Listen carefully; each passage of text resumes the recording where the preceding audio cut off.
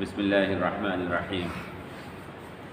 تو میں نے جو بات آپ کو بتائی تھی پیچھے، وہ امید ہے کہ یاد ہوگی۔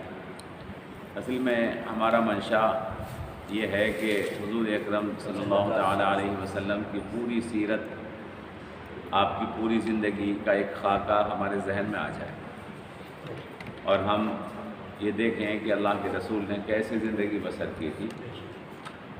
تو اس لیے یہ چاہ رہے ہیں کہ سیرت کو پورا آپ کے سامنے پیش کر دیں۔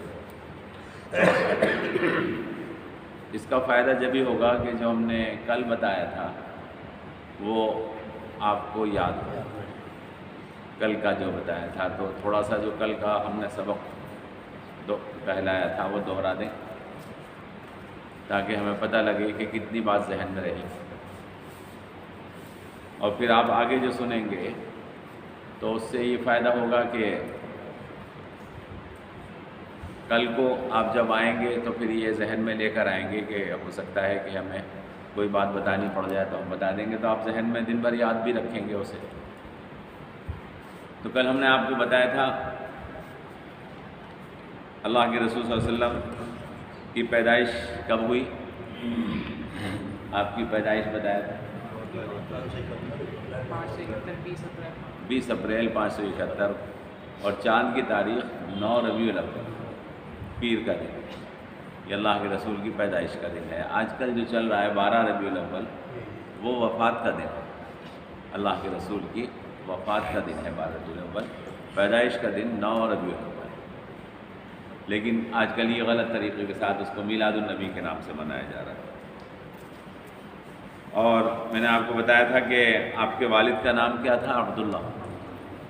یہ میں پچھلا والا آپ کو دہرا رہا ہوں۔ اور حضرت عبداللہ کو ذبیح اللہ کیوں کہا جاتا تھا یہ بھی بتایا تھا۔ حضرت عبداللہ کو ذبیح اللہ اس لیے کہا جاتا تھا، نظر مانی تھی، ہے نا۔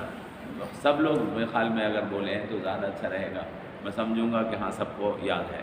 آپ کو یاد رہے گا تو انشاءاللہ دیکھیے عالم جو بن جاتے ہیں نا، ایسے ہی بن جاتے ہیں کہ ان سے بعد میں سوال کر لیتے ہیں، اور عام لوگ جو ہیں وہ زندگی بھر تقریریں سنتے ہیں، لیکن چونکہ ان سے سوال نہیں ہوتا، ان کا امتحان نہیں ہوتا، تو انہیں یاد نہیں رہتا۔ آپ کو بھی اپنے اوپر بھی اعتماد ہو جائے گا کہ ہمیں بات معلوم ہے۔ تو ذبیح اللہ حضرت عبداللہ کا نام اس لیے تھا کہ عبد المطلب نے نظر مانی تھی کہ میرے 10 بیٹے ہو جائیں، تو یہ بات بتائی تھی میں نے آپ کو۔ بعد میں وہ ذبح ہونے سے بچ گئے تھے، اور میں نے آپ کو بتایا تھا کہ حضور اکرم صلی اللہ علیہ وسلم کو جس پیدائش کے بعد سب سے پہلے دودھ پلایا ان کا نام کیا تھا؟ صوبیہ، ان کا نام صوبیہ۔ اور اس کے بعد حضور اکرم صلی اللہ علیہ وسلم بنو سعد میں چلے گئے تھے، وہاں پر حضرت کون تھی وہ جنہوں نے دودھ پلایا؟ حلیمہ سعدیہ۔ حلیمہ سعدیہ نے حضور اکرم صلی اللہ علیہ وسلم کو دودھ پلایا تھا۔ حلیمہ سعدیہ کے پاس اللہ کے رسول کتنے زمانے رہے تھے؟ 5 یا 4.5 سال۔ ہاں، 5 سال یا 4.5 سال رہے تھے۔ وہاں سے کیوں آ گئے تھے؟ موقع پیش آیا تھا۔ سب آپ ہی بتاؤ گے، کسی اور کو بھی تو بتانا تھا۔ آپ کو تو پتہ ہے، آپ عالم ہو ماشاء اللہ۔ سینہ چاک ہو گیا تھا، اس سے وہ ڈر گئی تھی کہ کہیں اس بچے کو کچھ نہ ہو جائے، بعد میں نام میرا لگے، تو اس لیے وہ والدہ کے پاس پہنچا آئی تھی۔ تو حضور اکرم صلی اللہ علیہ وسلم کے والد کا انتقال میں نے آپ کو بتایا تھا کب ہو گیا تھا؟ 2 مہینے پہلے، دونوں باتیں ہیں۔ ہاں، اور والدہ کا انتقال 6 سال کے۔ اور والدہ کا انتقال جو ہوا تھا حضور اکرم صلی اللہ علیہ وسلم کی، وہ کیسے ہوا تھا؟ قبر دیکھنے کے لیے گئی تھی، تو وہاں پر ہی بیمار ہو گئی تھی، تو وہیں پر انتقال ہو گیا تھا۔ تو حضرت حضور اکرم صلی اللہ علیہ وسلم کی والدہ کی قبر کس جگہ پر ہے؟ اس جگہ کا نام کیا تھا؟ راستے میں بتایا تھا، وہاں گئے تھے۔ وہ نام کیا تھا؟ نام کے تو سارا علم نام کا ہی تو ہوتا ہے۔ مدینہ کے راستے میں۔ ہاں جی، نہیں، ابوا، ہاں، ابوا کے مقام پر آج بھی قبر وہاں پر حضرت آمنہ کی موجود ہے۔ اچھا، اس کے بعد میں نے آپ کو ایک بات یہ بتائی تھی کہ ایک حضور اکرم صلی اللہ علیہ وسلم کی عمر جب 15 سال کی تھی تو ایک جنگ ہوئی تھی جس میں حضور تشریف لے گئے تھے اپنے چچاؤں کے ساتھ. اس جنگ کا نام کیا ہے؟ گنہگاروں کی حرب الفجار. اس کو حرب الفجار نام کیوں رکھا ہے؟ حج کے مہینے میں ہوئی تھی اور اس مہینے میں جنگ کرنا بہت بڑا گناہ سمجھا جاتا تھا، تو وہ فجار یعنی گناہ گاروں کی جنگ اس کا نام رکھ دیا تھا. اس جنگ کے فوراً بعد ایک معاہدہ کیا تھا جس میں اللہ کے رسول بھی موجود تھے. اس وقت 15 یا 15.5 سال کی عمر تھی اللہ کے رسول کی. اس معاہدے کا نام کیا تھا؟ صلح فضیل.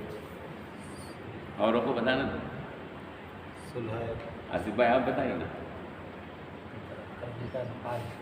ہاں عربی کا وہی تو ذہن میں رکھنا پڑتا ہے. دیکھیے حرب تو کہتے ہیں جنگ کو، حرب عربی میں کہتے ہیں جنگ کو، ہا را اور با، اور حلف ہا لام اور فا یہ کہتے ہیں معاہدے کو. تو حرب اسی ملتا جلتا لفظ لگتا ہے نا، ہم آدمی سنتا ہے تو سمجھتے ہیں تو ایک صحیح لفظ ہے، لیکن حرب تو جنگ کو کہتے ہیں. حرب الفجار تو جنگ تھی، اور حلف الفضول وہ معاہدہ تھا. اس معاہدے میں کیا طے ہوا تھا دانش بھائی آپ بتائیے. یہ تو ہوتا ہے کہ مطلب کوئی جنگ لڑائی ایک دوسرے کو کوئی پیسہ نہیں دے رہے تھے نا، پیسہ نہیں دے رہے تھے. ہاں اور جب مکے میں جو بھی کچھ ہوگا ہم آگے بڑھ کر ہم اس کی مدد کریں گے. اگر کسی بھی مظلوم کے ساتھ کوئی ظلم کیا جائے گا تو ہم مظلوم کی مدد کریں گے، چاہے وہ کسی بھی قبیلے کا ہو، چاہے وہ دشمن قبیلے کا ہو. تو اللہ کے رسول کیا کہا کرتے تھے بعد میں؟ اللہ کے رسول کہا کرتے تھے ایسی کہ اگر ایسے معاہدے کے اندر مجھے بلایا جائے گا تو میں آج بھی جانے کے تیار ہوں اور اس معاہدے کی خلاف ورزی نہیں کروں گا اگر کوئی مجھے سرخ اونٹ بھی دے. تو کل یہ بات ہو گئی تھی نا. آج ہم تھوڑا سا آپ کو یہ بتائیں گے کہ حضور اکرم صلی اللہ تعالیٰ علیہ وسلم کی زندگی جو گزری وہ نہایت سادہ تھی. اللہ کے رسول کی زندگی اور بڑی جفاکش اور محنت بھری زندگی تھی. اللہ کے رسول نے پوری زندگی بہت جفاکشی اور محنت کے ساتھ گزاری. بکریاں آپ چراتے تھے، لوگوں کی بکریاں، اور اس کی مزدوری چرانے کی آپ لیا کرتے تھے اور ان کو چرانے جنگل لے جاتے تھے اور وہاں سے چرا کر لے کر آتے تھے اور وہاں بیٹھے بیٹھے اللہ کے رسول کائنات کے اوپر غور کرتے رہتے تھے. یہ بچپن سے مزاج تھا. بکریاں چرانے کا کام اللہ کے رسول نے کیا. اور اللہ کے رسول صلی اللہ علیہ وسلم کی زندگی کے اندر آپ اندازہ کر سکتے ہیں کہ بکریاں چرانا کتنا مشکل کام ہے، لیکن اللہ کے رسول نے یہ کام مسلسل مکے میں کیا. ویسے میں آپ کو یہ بات بتاؤں کہ اللہ کے رسول صلی اللہ تعالیٰ علیہ وسلم کے علاوہ بھی پیغمبروں نے بکریاں ہی چرائیں. بہت سے پیغمبروں نے، بلکہ یہودی تو طعنے کے طور پر کہا کرتے تھے اللہ کے رسول کو کہ یہ بکریاں چرانے والا، طعنے کے طور پر کہتے تھے. لیکن حضرت موسیٰ علیہ السلام نے بھی بکریاں چرائیں. جب ان سے کہا گیا کہ تم حضور کو جو طعنہ دے رہے ہو تو حضرت موسیٰ نے بھی تو بکریاں چرائی ہیں، تو وہ خاموش ہو گئے. تو حضور نے بکریاں چرائیں. بکریاں چرانے کا کام بڑا محنت کا کام ہوتا ہے، آپ جانتے ہیں. اس کے علاوہ اللہ کے رسول صلی اللہ تعالیٰ علیہ وسلم نے تجارت بھی فرمائی. تجارت کے کئی سفر اللہ کے رسول کے ملک شام کے بھی ہوئے. ملک شام کے سفر، اس زمانے کا سفر آپ اندازہ کر سکتے ہیں کتنا مشکل سفر تھا. نہ ریل ہے، نہ بس ہے، نہ سڑک ہے، اور ایک ملک سے دوسرے ملک جانا ہے. اللہ کے رسول تجارتی سفر بھی فرمایا کرتے تھے. ایک تجارتی سفر میں جب اللہ کے رسول صلی اللہ تعالیٰ علیہ وسلم کی عمر مبارک 25 سال کی 25 سال کی عمر تھی اللہ کے رسول کی، تو اس میں میسرہ، یاد رکھیے گا نام، غلام کا نام ہے، اور یہ حضرت خدیجہ کا غلام. حضرت خدیجہ ایک عورت تھی جو مکے کی تقریباً آدھی دولت کی مالک تھی. مکے کی آدھی دولت ان کے پاس تھی، اور وہ لوگوں سے مضاربت کے طور پر تجارت کرواتی. مضاربت تجارت کا یہ طریقہ ہے، آج بھی جائز ہے. تجارت کا یہ طریقہ ہے کہ ہم کسی کو اپنا مال دے دیں اپنے پیسے دے دیں اور نفع میں شریک ہو جائیں اور نقصان میں، نفع نقصان میں شریک ہو جائیں کہ آپ ہمارا مال لے کر جائیے اور اس میں جو نفع ہوگا اس میں آپ کو 20% یا 10% یا 25% دیا جائے گا، اتنا نفع آپ کو دیا جائے گا، یا اتنا نقصان ہوگا تو اس کی ذمہ داری بھی آپ کی۔ اس کو مضاربت کہتے ہیں۔ تو حضرت خدیجہ رضی اللہ تعالی عنہ مضاربت کے طور پر تجارت کروایا کرتی تھی، چونکہ خدیجہ کے جو والد تھے خویلد، خدیجہ کے والد کا نام تھا خویلد، وہ تاجر تھے بہت بڑے مکے کے اندر، لیکن ان کے کوئی بیٹا نہیں تھا۔ بیٹا نہیں ہونے کی وجہ سے جب خویلد کا انتقال ہو گیا تو ان کا پورا کاروبار خدیجہ کو مل گیا۔ تو خدیجہ بہت سمجھدار عورت تھی، انہوں نے بڑی خوبی کے ساتھ اپنے باپ کے کاروبار کو سنبھالا، بلکہ اس کو بہت ترقی دی۔ چنانچہ اتنی دولت کی مالک ہو گئی تھی کہ مکے کی تقریباً آدھی دولت کہا جاتا ہے کہ ان کے پاس تھی، اتنی مالدار عورت۔ جب حضور اکرم صلی اللہ تعالیٰ علیہ وسلم تجارتی سفر پر جانے لگے تو انہوں نے بھی یہ سوچا کہ میں ان سے تجارت کرواؤں، کیونکہ جو بھی تاجر دوسرے ملکوں کو جاتا تھا اس سے یہ تجارت کرواتی تھی۔ تو انہوں نے حضور کو بلوا کر بھیجا اور کہا کہ آپ میرا سامان تجارت لے کر جائیے اور میں آپ کو اتنا نفع دوں۔ اب اللہ کے رسول صلی اللہ تعالیٰ علیہ وسلم بکریاں چرانے سے ہٹ کر تاجر کا کام کر رہے ہیں، آپ تاجر ہیں، لہذا حضرت خدیجہ کا مال لے کر گئیں تو انہوں نے اپنا غلام، نام کیا بتایا میں نے آپ کو؟ میسرہ اپنا غلام ان کے ساتھ کر دیا۔ وہ سفر پر گئے ملک شام، اللہ کے رسول تجارت کا سامان وہاں سے فروخت کر لائے اور اس میں اچھا نفع ہوا۔ آنے کے بعد انہوں نے میسرہ نے حضرت خدیجہ کو بتایا کہ یہ تو بہت اچھے آدمی ہیں، ان کے اخلاق کے بارے میں، اللہ کے رسول کے ایمانداری کے بارے میں، اور ان کے جو تجارت کا جو طریقہ تھا اس کے بارے میں بتایا کہ یہ تو بڑے ذہین ہیں، بڑے ذکی ہیں اور بڑے بااخلاق ہیں، اور ان کی خوبیاں گنائی اللہ کے رسول کی۔ تو حضرت خدیجہ کے دل میں یہ بات پیدا ہوئی کہ کیوں نہ ان سے نکاح کر لیا جائے۔ حضرت خدیجہ 2 شوہر ان کے انتقال کر چکے تھے، اس سے پہلے ان کے 2 شوہر انتقال کر چکے تھے اور اس وقت ان کی عمر 40 سال تھی، لیکن حضور کی عمر کتنی تھی؟ 25 سال۔ اللہ کے رسول کی عمر 25 سال کی تھی۔ لیکن خدیجہ کو بہت مکے کے سرداروں نے پیغامات بھیجے تھے، لیکن انہوں نے کسی کا پیغام قبول نہیں کیا تھا، لیکن یہاں ان کے دل میں خود پیدا ہوئی یہ بات کہ میں اگر ان سے شادی کر لوں تو میرا کاروبار بھی چل سکتا ہے آرام کے ساتھ۔ تو انہوں نے اپنی سہیلی نفیسہ، ان کا نام تھا نفیسہ، سہیلی نفیسہ، ان کو بھیجا حضور اکرم صلی اللہ علیہ وسلم کے پاس کہ اگر آپ رضامند ہوں تو میں آپ سے شادی کرنا چاہتی ہوں۔ انہوں نے اپنا پیغام خود اپنی سہیلی کے ہاتھ بھیجا۔ حضور اکرم صلی اللہ تعالیٰ علیہ وسلم حضرت خدیجہ کے بارے میں جانتے تھے۔ حضرت خدیجہ کو مکے میں طاہرہ کہا جاتا تھا، نہایت مالدار بھی تھی اور نہایت باعفت اور پاکباز عورت تھی، پورا مکہ ان کا احترام کرتا تھا۔ حضور اکرم صلی اللہ علیہ وسلم نے سوچا اس بارے میں اور اپنے چچاؤں سے مشورہ کیا کہ خدیجہ یہ چاہتی ہیں کہ میں ان سے شادی کر لوں۔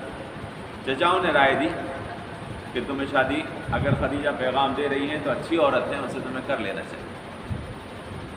چنانچہ حضور اکرم صلی اللہ علیہ وسلم نے چچاؤں کے ساتھ آن کر حضرت خدیجہ سے اپنا نکاح کر لیا۔ ابو طالب نے نکاح پڑھا حضرت خدیجہ سے، اور 20 اونٹ مہر رکھے گئے۔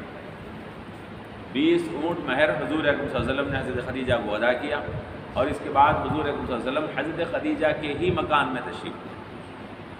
اس سے پہلے تو آپ اپنے مکان میں رہتے تھے چچا کی، لیکن اس کے بعد حضور اکرم صلی اللہ علیہ وسلم حضرت خدیجہ کے مکان میں تشریف لے آئے اور وہاں پر آپ نے کاروبار سب سنبھال لیا۔ یہاں حضرت خدیجہ کے ایک غلام تھے، ان کا نام تھا زید، حضرت خدیجہ کے غلام۔ حضرت خدیجہ نے وہ غلام تحفے کے طور پر حضور اکرم صلی اللہ علیہ وسلم کو پیش کیا کہ آپ یہ غلام اپنے پاس رکھ لیجیے، میری طرف سے تحفہ ہے۔ حضور نے ان کو اپنے پاس رکھ لیا۔ حضرت زید جو آپ نام سنتے ہیں نا، حضرت زید ابن حارثہ، یہ وہی ہیں تو حضور اکرم صلی اللہ علیہ وسلم یہیں رہنے لگے اور کاروبار آپ نے سنبھال لیا۔ حضور کی جتنی بھی اولاد ہے سوائے ایک بیٹے کے، ابراہیم، ایک بیٹے ہیں حضور اکرم صلی اللہ علیہ وسلم کے ابراہیم، وہ تو حضرت ماریہ قبطیہ سے ہیں،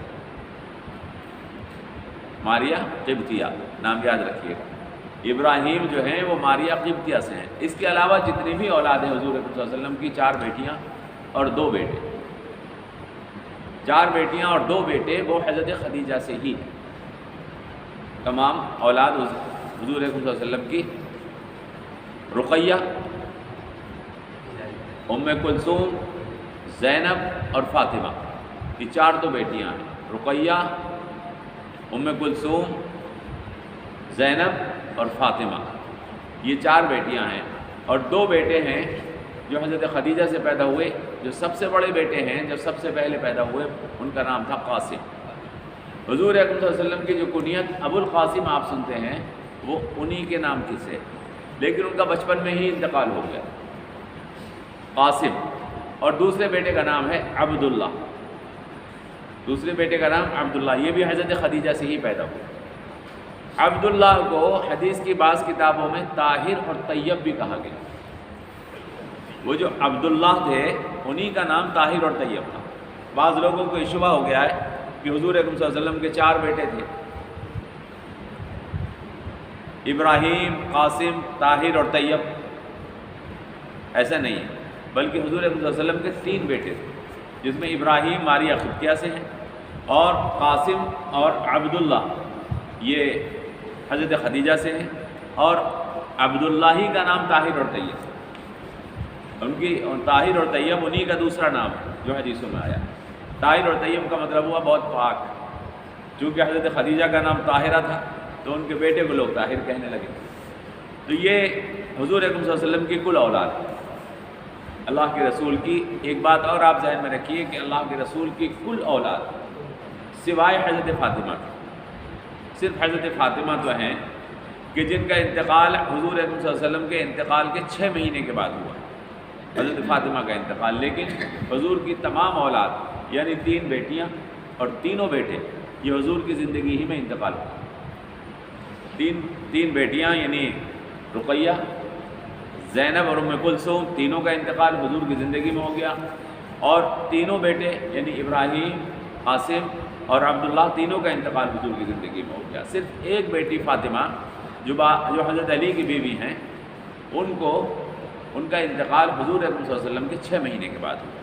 تو یہ حضور کی کل اولاد ہے جو آپ نے آج سنی، انشاءاللہ آپ یاد رکھیں گے اللہ کے رسول کا خاندان کا۔ اس میں آپ کو دیکھنے کی چیز یہ ہے کہ اللہ کے رسول کا مرتبہ دیکھیے، اور پھر حضور اکرم صلی اللہ علیہ وسلم کی اولاد کا انتقال دیکھیے۔ ساری اولاد اللہ کے رسول کی آپ کی زندگی میں سوائے فاطمہ کے انتقال کر گئی۔ ہم بڑا افسوس کرتے ہیں اگر ہمارا کوئی بچہ فوت ہو جائے کہ کیوں ایسا ہمارے ساتھ ہو رہا ہے۔ اللہ کی مصلحت ہوتی ہے۔ اللہ تبارک و تعالیٰ نے حضور اکرم صلی اللہ علیہ وسلم کے کسی بھی بیٹے کو زندہ نہیں رکھا، حالانکہ 3 بیٹے ہوئے۔ حضور اکرم صلی اللہ علیہ وسلم اپنے بیٹے حضرت قاسم کے انتقال پر روئے، حدیث میں آیا ہے حضرت قاسم کے انتقال پر روئے گود میں لے کر۔ کسی نے کہا یا رسول اللہ آپ روتے ہیں؟ فرمایا کہ ہاں، ہمارے دل کا ٹکڑا، ہمارے جگر کا ٹکڑا ہم سے جدا ہوا ہے تو آنکھوں میں آنسو آتے ہیں، لیکن ہمارے منہ سے تم کوئی غلط بات ایسی نہیں نکلو گے جس سے خدا کی ناشکری ہمارے منہ سے، یہ اللہ کے رسول نے فرمایا۔ تو یہ چیز آپ ذہن میں رکھیں۔ حضور اکرم صلی اللہ علیہ وسلم کی یہاں پر ایک چیز اور ہے، جب اللہ کے رسول صلی اللہ تعالیٰ علیہ وسلم کی عمر مبارک 35 سال تو خانہ کعبہ کی تعمیر کا واقعہ پیش آیا۔ خانہ کعبہ کی تعمیر کا واقعہ پیش آیا جب اللہ کے رسول کی عمر مبارک 35 سال کی ہوگی۔ خانہ کعبہ کی تعمیر اس لیے کرنی پڑی کہ خانہ کعبہ بہت بوسیدہ ہو گیا تھا، کافی بوسیدہ ہو گیا تھا، اس کی دیواریں ایک سیلاب آیا تھا اس کی وجہ سے گر گئی تھی، اس میں چوری ہو گئی تھی خانہ کعبہ میں، جس کی وجہ سے مکے کے لوگوں نے یہ مشورہ کیا کہ اس کو تعمیر کو دوبارہ سے کیا جائے۔ اس وقت خانہ کعبہ کی چھت نہیں ہوتی تھی، بغیر چھت کے 4 دیواری تھی، اور وہ بھی ایک طرف سے دیوار گر گئی تھی، جس میں سے خانہ کعبہ کے جو خزانے تھے اس میں کچھ چوری ہو گئی تھی۔ تو مکے کے لوگوں نے مشورہ کیا، مشورے میں یہ طے پایا کہ کسی بھی سودی سے پیسہ نہیں لیا جائے گا جو سود کا کام کرتا ہے، کسی بھی طوائف سے پیسہ نہیں لیا جائے گا، اور کسی نے اگر کسی کا ناحق پیسہ مار رکھا ہے اس سے چندہ نہیں لیا جائے گا، یہاں صاف ستھرا اور پاک پیسہ لیا جائے گا۔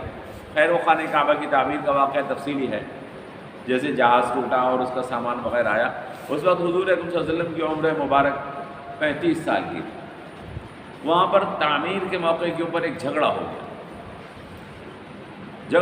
جھگڑا یہ ہوا کہ جب حجر اسود اس کی جگہ پر رکھنے کا نمبر آیا خانہ کعبہ کی تعمیر کے دوران، تو سب مکے کے لوگ یہ کہنے لگے کہ ہم رکھیں گے، اس لیے کہ وہاں پر مکے میں کوئی کسی کو بڑا نہیں مانتا تھا، سب بڑے تھے، اپنے آپ کو سب بڑا مانتے تھے، لہذا انہوں نے کہا ہم رکھیں گے۔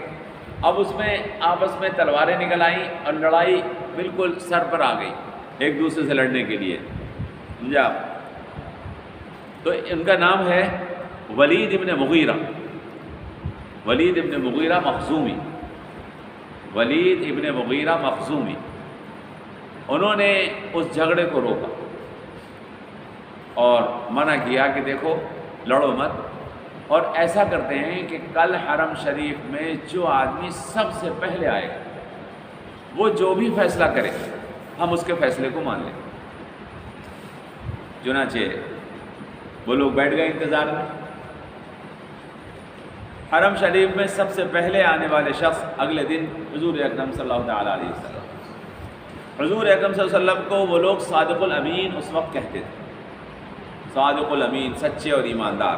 جب انہوں نے دیکھا کہ حضور تشریف لا رہے ہیں تو سب نے یہ بات کہی کہ ہم جو محمد صلی اللہ علیہ وسلم محمد کہیں گے، اس وقت محمد اتنے خالی پیغمبر نہیں ہوئے تھے، جو محمد کہیں گے ہم قبول کریں گے، جو بھی فیصلہ کریں گے۔ پھر اللہ کے رسول کے سامنے یہ معاملہ رکھا گیا کہ اس طرح سے رات یہ طے کیا تھا ہم نے کہ جو بھی حرم میں پہلے آئے گا اس کا فیصلہ مانیں گے، اور آپ سب سے پہلے آئیں، لہذا ہمارے اس جھگڑے کا فیصلہ کیجئے کہ حجر اسود کو اس کی جگہ کے اوپر کون رکھے۔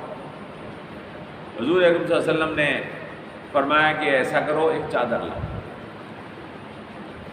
چادر لائی گئی، اس پر آپ نے اٹھا کر حجر اسود کو رکھ دیا جہاں سے وہ لے کے آنا تھا، اور مکے کے سرداروں سے کہا کہ سارے سردار اس چادر کو پکڑ لو چاروں طرف سے، اور کہا کہ اب لے کے چلو۔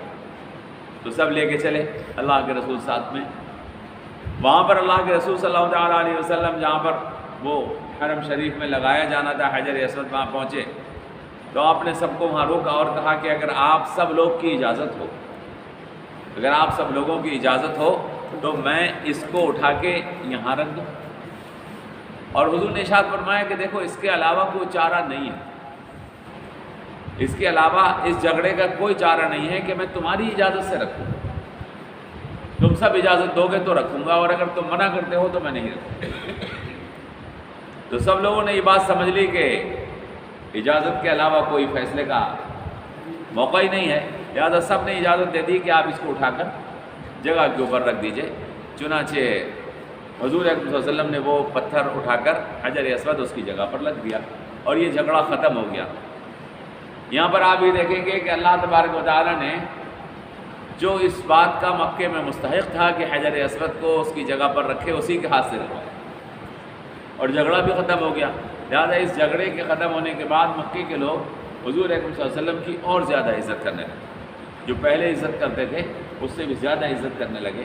آپ کی صداقت کے، آپ کی ایمانداری کے اور آپ کی سمجھداری کے لوگ قائل ہو گئے۔ تو یہ اللہ کے رسول صلی اللہ تعالیٰ علیہ وسلم نے عمر اس طرح سے مکے میں گزاری۔ آپ نہایت ایماندار تھے، نہایت سچے تھے، غریب پرور تھے، بیواؤں کی مدد کرتے تھے۔ مشہور واقعہ آپ نے سنا ہے، وہ مشہور واقعہ ہے کہ حضور اکرم صلی اللہ علیہ وسلم، یہ تو نبوت کے بعد کا واقعہ ہے، لیکن یہ عادت حضور اکرم صلی اللہ علیہ وسلم کی نبوت سے پہلے تھی کہ آپ بیواؤں کی مدد کرتے تھے، ان کے گھر جا کر بے کسوں کی مدد کرتے تھے۔ اللہ کے رسول نے مکے میں ایسے ہی زندگی گزاری، جس کی وجہ سے مکے میں اللہ کے رسول کی بے پناہ عزت تھی، کبھی کسی سے بدلہ نہیں لیا اللہ کے رسول۔ حدیثوں میں آیا ہے کہ نبی بننے سے پہلے بھی اللہ کے رسول نے کبھی شراب نہیں پی، حالانکہ مکے میں بہت شراب پی جاتی، حضور اکرم صلی اللہ علیہ وسلم نے نبی بننے سے پہلے کبھی کسی بت کے آگے عبادت نہیں کی، نہ سجدہ کی، بلکہ بتوں سے نفرت کرتے تھے۔ مکے کے لوگ یہ بات جانتے تھے کہ محمد بتوں سے نفرت کرتے، بتوں کو اچھا نہیں سمجھتے۔ اللہ کے رسول صلی اللہ تعالیٰ علیہ وسلم نے کبھی کسی سے انتقام نہیں لیا، یعنی نبی بننے سے پہلے یہ صورتحال ہے۔ حضور خود فرماتے ہیں ایک حدیث پاک میں کہ میں ایک مرتبہ اپنے دوستوں کے ساتھ کہیں جا رہا تھا، تو دوستوں نے یہ کہا کہ فلاں جگہ کچھ ناچ گانا ہو رہا ہے، آؤ دیکھنے کے لیے چلیں گے۔ تو وہ ساتھ میں دوست چلے جاتے ہیں نا۔ اب اس وقت کسی کو پتہ تھوڑی تھا کہ یہ پیغمبر ہے، وہ تو ساتھی تھے، نہ ان کو پتہ تھا کہ میں پیغمبر بننے والا ہوں، لہذا وہ ساتھیوں کے ساتھ جانے لگے۔ لیکن ایک جگہ بیٹھ گئے حضور اکرم صلی اللہ علیہ وسلم اور نیند آ گئی۔ حضور فرماتے ہیں کہ مجھے نیند آ گئی، اور وہ لوگ چلے گئے ساتھی دیکھنے کے لیے۔ وہ ناچ گانا دیکھ کر واپس آئے تو حضور سو رہے تھے۔ ان کا تم سوتے رہ گئے، وہاں ناچ گانا بھی ختم ہو گیا۔ تو حضور اکرم صلی اللہ تعالیٰ علیہ وسلم نے فرمایا کہ اس طرح سے 2 مرتبہ میرے ساتھ واقعہ پیش آیا کہ میں نے اپنے دوستوں کے کہنے میں کہیں ایسی جگہ جانے کا ارادہ کیا، لیکن اللہ تبارک و تعالیٰ نے مجھے روک دیا اور میں وہاں نہیں جا سکا۔ تو حضور اکرم صلی اللہ علیہ وسلم کی زندگی نہایت پاک صاف ستھری زندگی ہوئی، آپ نے ہر گندگی سے اپنے آپ کو پاک رکھا۔ اس طرح سے اللہ کے رسول صلی اللہ علیہ وسلم مکے میں 40 سال تک رہے۔ اب انشاءاللہ کل کو میں آپ کو اگر زندہ رہا تو 40 سال کے بعد جو اللہ کے رسول کی نبوت کی زندگی شروع ہوتی ہے اس کے بارے میں بتاؤں۔ یہاں پر بھی آپ کا سینہ صاف ہوا تھا؟ جی سینہ چاک ہوا تھا آپ کا یہاں پر بھی؟ ہاں، سینہ جو شق صدر ہے، دیکھیے میں نے آپ سے یہی بتایا تھا کہ میں اس وقت آپ کے سامنے الرحیق المختوم نے جو واقعات بیان کیے ہیں اپنی کتاب میں اس کو بیان کروں گا۔ ویسے شق صدر حضور اکرم صلی اللہ علیہ وسلم کا اور کتابوں میں 3 دفعہ ہے، 3 دفعہ ہے، لیکن الرحیق المختوم میں انہوں نے صرف ایک ہی دفعہ لکھا ہے کہ وہ جب ہوا تھا جب حضور اکرم صلی اللہ علیہ وسلم دائی حلیمہ کے گھر تھے، جب آپ کی عمر 4.5 سال کی تھی۔ اس کے بعد شق صدر نہیں ہوا، لیکن اور جگہ اور کتابوں میں 3 مرتبہ لکھا ہے کہ شق صدر 3 مرتبہ ہوا، لیکن انہوں نے ایک ہی مرتبہ لکھا ہے اپنی کتاب میں۔ اس کا مطلب یہ ہے کہ 2 مرتبہ جو شق صدر ہوا ہے وہ سینہ کاٹ کے نہیں ہوا، بلکہ وہ شق صدر ایسا ہے جسے وہ انشراح صدر کہتے ہیں۔ اس کی اصطلاح قرآن کریم میں ہے الم نشرح لک صدرک، انشراح صدر یعنی سینہ کھل گیا حق کے لیے۔ الم نشرح لک صدرک، کیا ہم نے آپ کے سینے کو حق کے لیے کھول نہیں دیا؟ جسے ہم نے آپ کو ایک کوئی دین کی بات بتائی اور آپ کی سمجھ میں آ گئی تو مطلب میرا سینہ کھل گیا، اس معنی میں ہے 2 دفعہ۔ ان کا کہنا ہے سینہ کھول کر صرف 1 دفعہ ہوا۔